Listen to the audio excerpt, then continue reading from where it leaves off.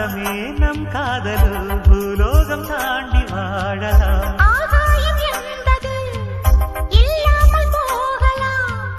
ஆனால் நம் நேசமே ஆகாயம் தாண்டி வாழலாம். கண்ணீரில் ஈரமாகி கரையாச்சு காதலே, கரை மாற்றி நாமும் மெல்ல கரையேற வேண்டுமே. நாளை வரும் காலம் நம்